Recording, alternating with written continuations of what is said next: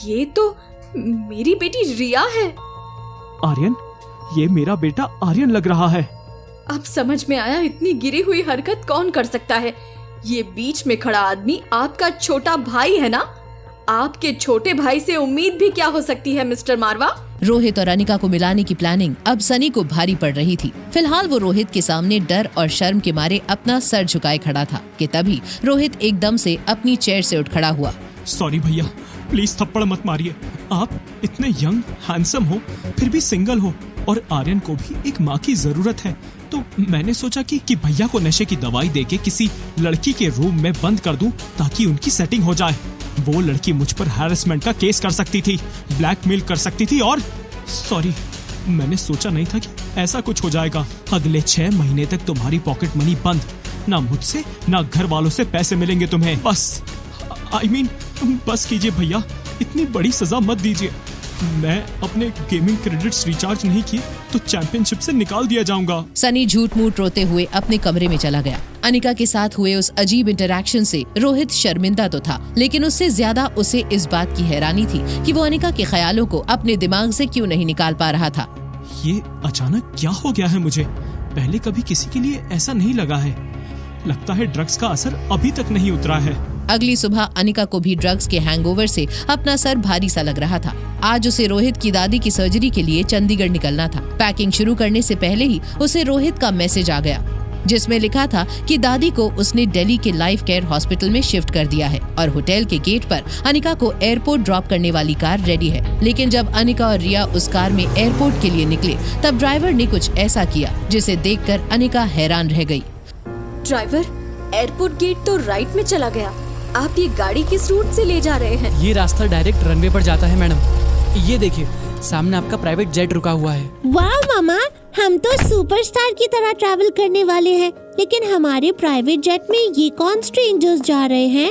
अरे ये तो किशन मामा और अंजलि मामी है। तुम मिली तो हो उनसे, याद नहीं? अरे हाँ, कैसे हैं आप, मेरे ग्रैंड मामा मामी?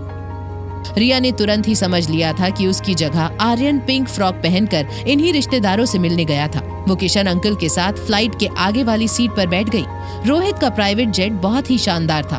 उसके पीछे के साइड में तो बड़े से बेडरूम्स भी बने थे। एक सोफे पर बैठते हुए अनिका ने अंजलि से कहा, मामी, आप अचानक यहाँ कैसे? ये सब रोहित की वजह से पॉसिबल हुआ है बेटा।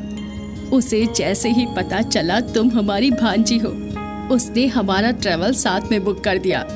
जिस हॉस्पिटल में तुम रोहित की दादी का ऑपरेशन करने वाली हो, सोच रही हूँ उसी हॉस्पिटल में इन्हें ऑब्जर्वेशन के लिए ले आऊं। बहुत अच्छा आइडिया है मामी। अब मैं कुछ देर रेस्ट कर लेती हूँ ताकि ऑपरेशन के लिए फ्रेश रहूँ।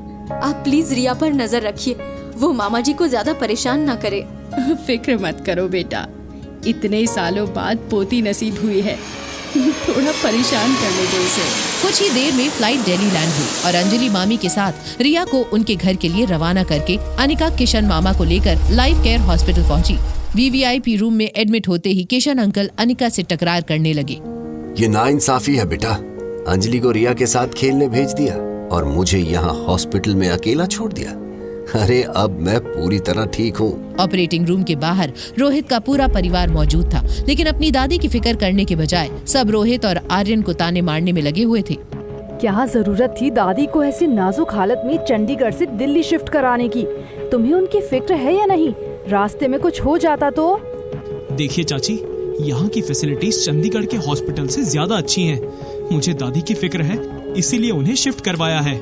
इतनी फिक्र है तो आर्यन को क्यों लाए यहाँ? दादी को गिराना क्या काफी नहीं था कि उनकी सर्जरी में भी बाधा डालने लाया है इस मनुष्य को?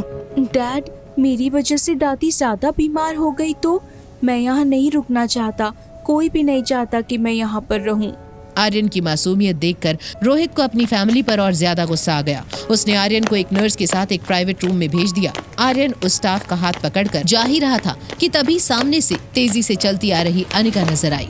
आर्यन ने जल्दी से अपना चेहरा नर्स के पीछे छुपा लिया और इससे पहले कि अनिका की नजर आर्यन पर पड़ती, ऑपरेशन थिएटर से एक जूनियर डॉक्टर भागती हुई उसके पास आई। क्या अनिका वक्त पर रोहित की दादी की जान बचा पाएगी? क्या अनिका देख लेगी आर्यन का चेहरा और पहचान लेगी उसे?